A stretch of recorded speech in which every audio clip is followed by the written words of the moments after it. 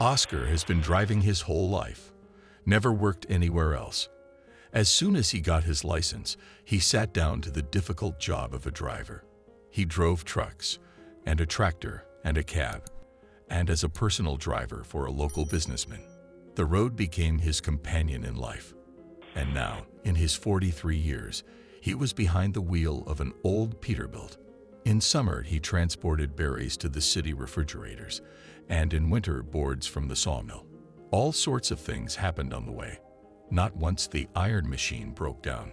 Then I had to fix it, despite the heat or frost. There were accidents and illnesses on the way, but the desire and love for the roads again and again put him behind the wheel and sent him on his way. For a long time working as a trucker, Oscar formed several inalienable laws, which he clearly adhered to. The first law was not to pick up hitchhikers on the road. All sorts of people got on the way. A lot of stories about it were heard and seen. So once again, the man preferred not to take risks. How can you put a stranger in your car, not knowing what he has in his head? Kill, maim. And there's a wife and 2 sons at home. And there's no one to feed them but Oscar. That's why the man honored this law like nothing else. The second postulate he adhered to was not to drive at night. Poor visibility, sleep on the road. Again, how much he had heard and seen about drivers falling asleep or disappearing at night, various legends and strange incidents. That's why before a trip, Oscar always carefully calculated the time on the road, where to spend the night, taking into account all possible delays on the way and possible options for their settlement. This time Oscar was taking the boards to St. Louis, after which a new load and another trip to Lexington awaited him. But on the way there was an unfortunate breakdown, which took almost a whole day to repair, and which made the man violate his principle, namely, to take a flight in the night. Otherwise he simply would not have had time to pick up the goods and bring them to the place on time. He had to load up in the evening and immediately hit the road, as he used the time for a night's sleep to repair the car during the day. The only consolation was that the road to be traveled was very familiar to him. He knew every bump, every pothole on Highway 64, which even during the day was not particularly busy. As he approached the gas station, he was suddenly cut off by a black Lamborghini, so that Oscar had to brake sharply to avoid hitting the impudent man. The Lamborghini with the defiant license plate Boss made a dashing turn near the gas station, emitting a shrill screech of tires, and stopped near the entrance. A bald young man in a red tracksuit with white stripes jumped out of the car and disappeared behind the door of the gas station. He was clearly not interested in gasoline. Oscar pulled up to the pump and stopped. When he opened the door, the powerful bass from the Lamborghini instantly hit his ears. The music was blasting in such a way that it seemed the driver of the Lamborghini wanted to listen to his tracks in the store itself. Oscar put the gun in the tank and headed for the cash register. As he passed the tinted windows, he saw that there was a young girl in a short black dress in the passenger seat. She looked at Oscar, and it was clear she was far from sober. The bright, vulgar makeup across her pretty face was like a war paint job. The girl shook her head, completely out of tune with the music, but it was enough to make her feel high. Distracted by her, Oscar didn't notice the doors of the store open and a bald Lamborghini driver ran out. They collided. A pack of condoms fell out of the guy's hands. In his other hand, the young man held cigarettes. "Oh, I'm sorry," Oscar started, who a few minutes ago wanted to say to this insolent man everything he thought about him and his driving skills, but did not have time. The guy picked up the pack, smirked impudently. "Watch where you're going, old man," the guy said in a hoarse voice, stinking of liquor. He stepped forward, throwing his shoulder forward, hitting the surprised Oscar. There was a wild screech and billowing clouds of smoke from under the tires and tailpipe. The Lamborghini tore down the highway out of town. Oscar spat nervously, seeing the Boss license plate with a frustrated look. "Where do these guys come from?" he remarked to himself. After refueling, Oscar stopped at a cafe, where he had a hearty meal, and finally hit the road. The night was especially dark tonight. Stars were scattered across the sky, and the moon shone brightly, making it seem like evening rather than night. Oscar held tightly to the steering wheel, turning on a flash drive, since the radio was no longer working here. The mood was good. The drive was less than 300 miles, which was 5 hours. The roads were deserted, and the old Peterbilt raced along the highway, deafening the drowsy forest with its roar. Oscar's favorite songs were playing in the cab, which made the ride more pleasant. After passing the last city buildings, there was almost 100 miles of absolute wilderness, where the maximum that could be counted on was wooden benches and sheds for tourist stops, a few small remote villages and small parking lots. In all the time that the man had traveled, he had encountered only a couple of cars on the road, apparently returning to town from their homesteads. Peterbilt passed a small bridge, and the road stretched along a large, beautiful lake. Today a light fog was over the water, which began to come out and onto the highway, shrouding the asphalt in a white shroud.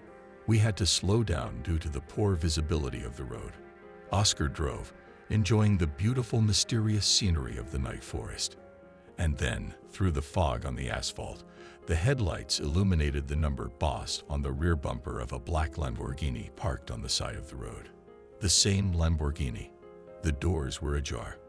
Oscar slowed down and took a close look at the parked car. There were no lights in the car. The instruments on the steering wheel panel were off. Did they really go to sleep here? Why didn't they lock the doors? Yeah, I don't know where they're coming from. Maybe they're tired. Sleeping. Oscar thought to himself. They didn't go into the woods at night. He wanted to increase the gas, but suddenly he noticed someone standing on the road. Thanks to his good reaction, he managed to stop the Peterbilt. There was an old woman standing on the road with a basket in her hand, shielding her eyes from the bright light of the car's headlights with the palm of her hand. Oscar opened the door and looked out. "What are you doing, old woman?" "Getting under the wheels." "It's good that I slowed down, or else I would have." "Give me a ride, please," said the old woman. "You see, my car is broken down." The old woman pointed to the car parked on the roadside. "What?" Oscar was surprised. "What car? Are you old?" "Yes, this car," nodded the grandmother. She didn't turn off the lights while she was wandering through the woods. "The battery must have run out.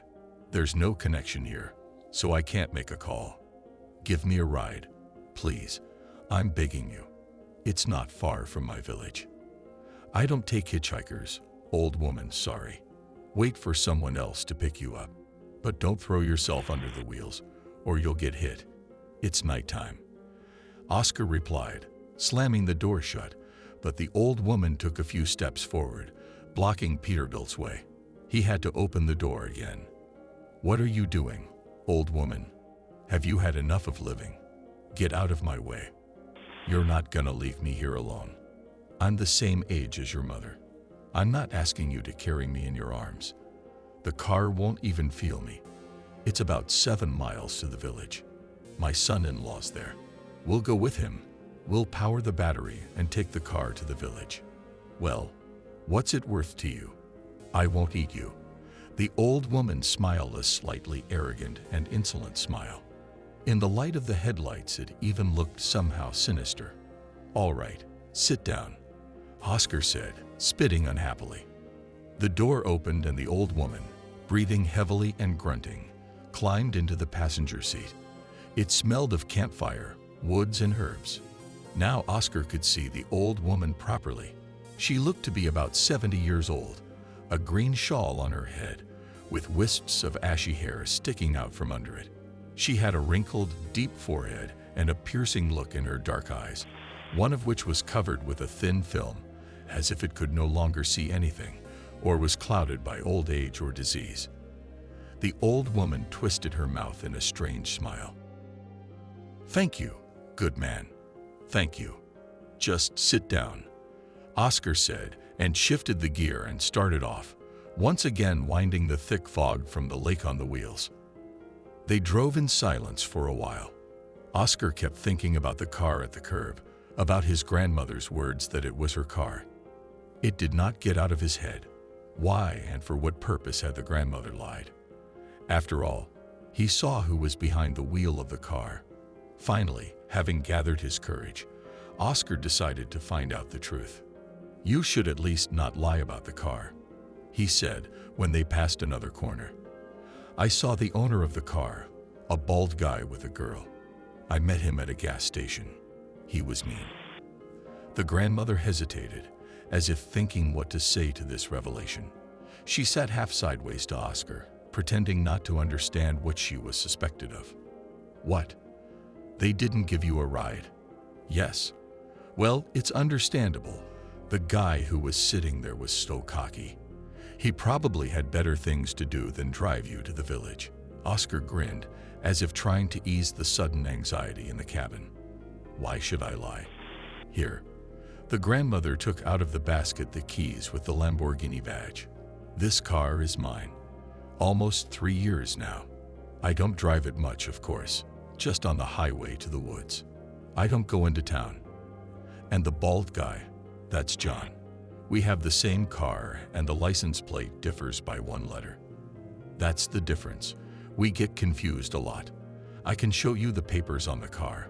"Show me." "I don't need your papers." Oscar nodded negatively. "Wow, what a similarity you two have. It's amazing. And from the same village. It happens." Oscar grinned. After his grandmother's answer, his anxiety went away at once, because it turned out to be much simpler than he had thought in his head. "How long have you been standing there?" "A long time. Since about 6 o'clock at night. So this John of yours didn't pass through here, did he?" "He drove ahead of me out of the gas station, and I was there just before 6 o'clock p.m. No one was there. It's quiet around here. Maybe he went to the lake with another girl. He's a drunk. He'll end up in a cemetery someday. My name's Agnes, by the way." An old lady suddenly introduced herself. "Nice to meet you. I'm Oscar. What were you doing in the woods, Agnes?" "Picking berries. There are such interesting lawns here, where berries are big and sweet. Let me give you a treat." "Thank you," Oscar smiled.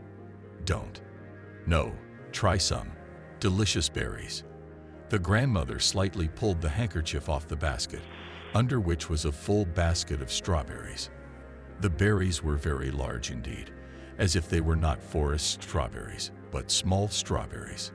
The grandmother took a small handkerchief out of her blue jacket, scooped up a handful of berries, and placed them on the handkerchief on the dashboard near the steering wheel in front of Oscar. "Help yourself, please. Really, they're delicious berries." "Thank you, Agnes." Oscar took a few berries and put them in his mouth. "Are you going to sell them?" "It's a big basket." "No, for my granddaughters. I have a lot of them. They love this treat, but they don't want to pick it themselves, so I go out to make my grandchildren happy." "You do?" "Grandma's grandchildren are forcing Grandma to walk in the woods. It's not nice," said Oscar. "What's the name of your village, Grandma?" "Buford. It's not far away." "I've never seen such a name, as long as I've been driving. It's such a steep turn there, there's nowhere to put a sign. They used to put it on the bends, but they always knock it down. If you go a little farther, they'll take a wrong turn. We got a couple of forks up there, to the farm, to the river, and at the very turn to the village." In the end, the administration decided not to put up a sign. Those who need it, they say, will find it just the way it is. The important thing is that I don't drive by. "You won't, Oscar. I'll tell you where to stop." "It's a deal." Oscar smiled and put a few more berries in his mouth. The grandmother watched with interest as the Peterbilt driver ate her treat and smiled as if she expected some effect from it. "I don't usually pick up anyone. There are all sorts of people on the roads, and there are legends about your neighborhood that people without heads are found. You haven't heard that story?" "Yeah, I have. But they were bad people. The good ones are safe." "Even so." Oscar smiled. He had never heard such an interpretation of a rumor before. "That's right. That's right. Bad people are not allowed on this road at night. All sorts of evil sticks to them at once, and they can't pass here with impunity. We have holy springs all over the place, places that are martyred. so they suffer for their deeds. Who cuts off their heads? Unclean too. There must be a butcher here who cuts off their heads. Their heads are filled with evil essence, so the unclean takes them to maintain their strength. You know a lot, Agnes. You speak as if you knew this thug. Oscar smiled. But I don't agree with you that only the bad ones get it. What did the mother and daughter do? Almost a month ago they were found. I heard about them. Neighbors of a friend of mine from the next village. Well, someone must have stained them before they hit the road. Black essence. You know how long it takes to come out of the bodily form.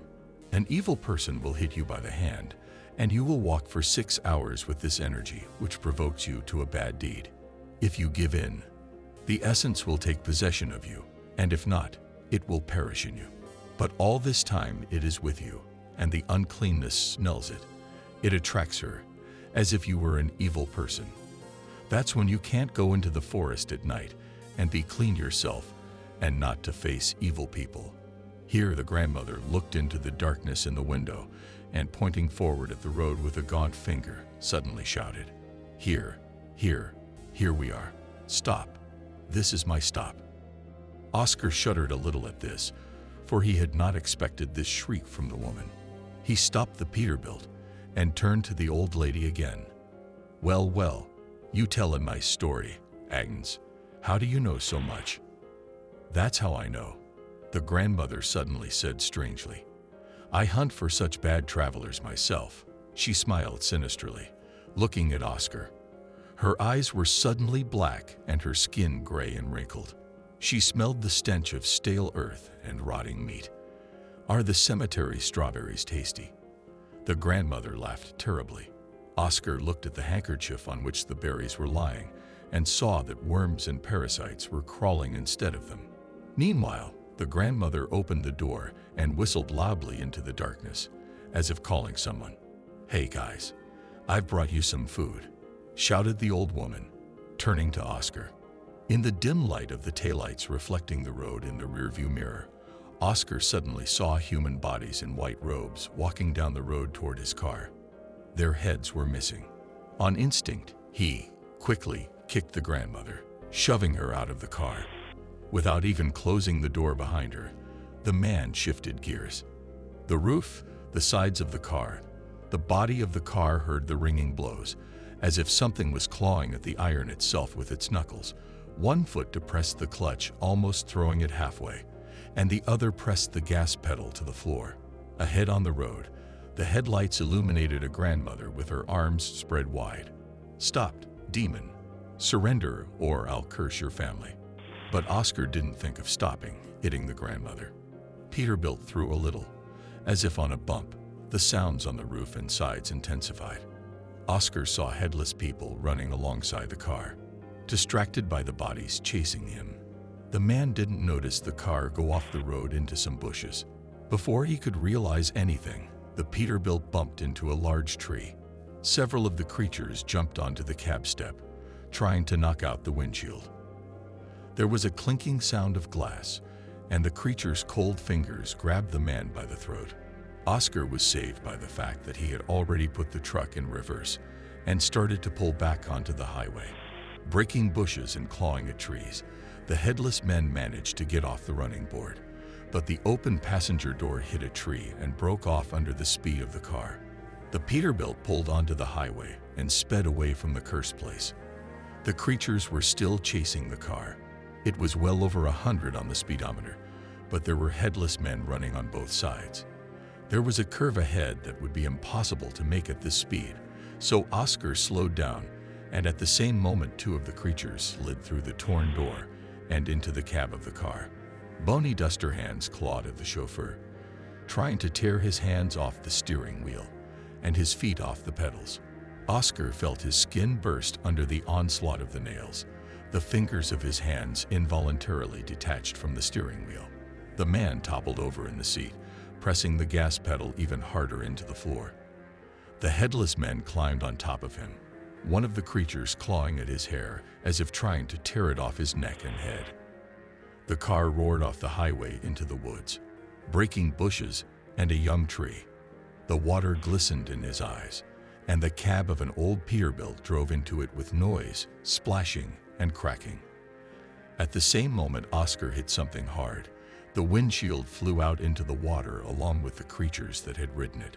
Oscar lost consciousness from the impact. Oscar woke up in the back seat of someone's car. It was morning outside the window.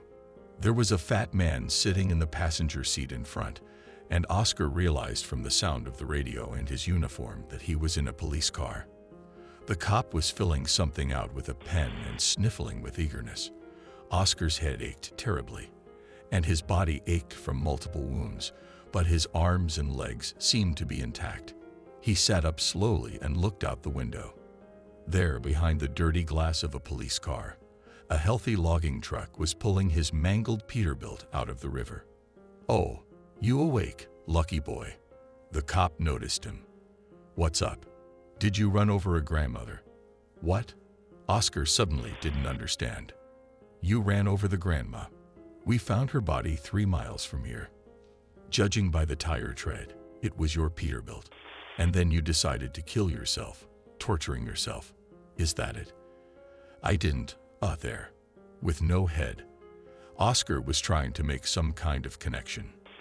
"Now, are we gonna tell the truth, or are you gonna keep lying? Did you see the grandma?" No, I haven't." Well. Whose basket is it then?" "Strawberries." The policeman pointed to his grandmother's basket on the floor behind his seat. At that moment, Oscar suddenly realized what they were trying to accuse him of. What if the grandmother was really there, and he had run her over? He really did run her over. I should probably say he didn't see anyone, didn't notice, maybe. And about Headless, it is better to keep silent, or they will decide that he bumped his head and send him to a psychiatric hospital for treatment. The man thought to himself. "Mine," Oscar answered quietly. "Are you sure it's yours? Your basket?" "That's right." "Well, come on then. Tell me, how did the 2 heads end up there, covered with strawberries? Did you think we wouldn't find them?" 2 heads. What? Oscar looked at the basket. The handkerchief covering it had been pulled down, and through the berries stared at him the glassy eyes of the same Lamborghini driver and his girlfriend whom he had met at the gas station before leaving. "Oh my God. No, it's not me. It's not mine." "What's not mine? What did you just say? Your basket? Or was it your grandmother's that you ran over?" Oscar realized the hopelessness of the situation. He didn't know which truth to tell, which was better. He understood why he met that grandmother at that car. He understood who killed and decapitated them. He didn't understand only one thing: what kind of headless people were chasing him. Oscar covered his face with his hands and tried to understand what to do now. His whole life, his wife, his children, flashed through his mind. What would happen to them when he was sent to prison? What would happen to himself? At that moment, the driver's door opened and another policeman sat on the seat. "What, Alex?" He turned to the fat man and looked at Oscar. "Were you making fun of the victim again? Are you telling legends about the old woman who was run over and her head cut off?" "A little, Captain," smiled the fat man. "You'd get the evidence away from the man." He glanced behind him at the basket. "I'm sorry we borrowed the basket from you. We found it nearby, but we didn't put it on the floor. We'll give it back to you later." "What?" Oscar doesn't understand. "The basket," I said. "We'll give it back." He pointed to a basket on the floor at his feet. "Now listen to this. Don't tell anyone what you saw tonight. Understand? Your Peterbilt's been pulled out, but you can't drive it yourself, so you get behind the wheel now. And Frank will tow you to the village, where you'll be cleaned up and you can go home. Don't tell anybody about the headless, or it'll be worse. Consider yourself lucky you made it to the river. That's where their border ends. They don't go beyond it." "Who are they? What do you mean?" "Did you give your grandmother a ride at night? In the green scarf?" "Yeah. That's..." Oscar didn't know what to say. "Anyway, the grandmother is cursed. There was a village in these parts a long time ago. A big one. It was called Buford. This grandmother lived there. So she convinced everyone that the heads should be cut off the dead to drive out the dark essence, and that the heads themselves should be drowned in the river. And the villagers believed her. A whole cemetery grew up headless. But this grandmother did not die. She had survived for 100 years, but she was still light and vigorous, more alive than all the living. She looked like she was 60 years old. A witch, no other way. But it turned out that she used the heads for her ritual to live forever. So they chased her out of the village. And then someone began to tear up the graves of new dead people and decapitate their bodies. At once everyone realized who was doing it. The local men caught the grandmother and killed her in the cemetery. They buried her behind the cemetery like a curse. And the next night she came to the village and brought a whole bunch of headless with her from the cemetery. Everyone in the village was killed. Only one child managed to escape. They didn't catch him. He told them about it. There was a long trial, but nothing was ever proved. The witch took her revenge on the village and went to rest with her children. And now we can't understand what she wants again. But all the locals don't come here at night. They know. We can't give such a warning officially. The bosses don't believe us. They threatened to fire us from our jobs. So the official story is that you were attacked by wolves. And my advice to you is don't tell anyone what you saw here.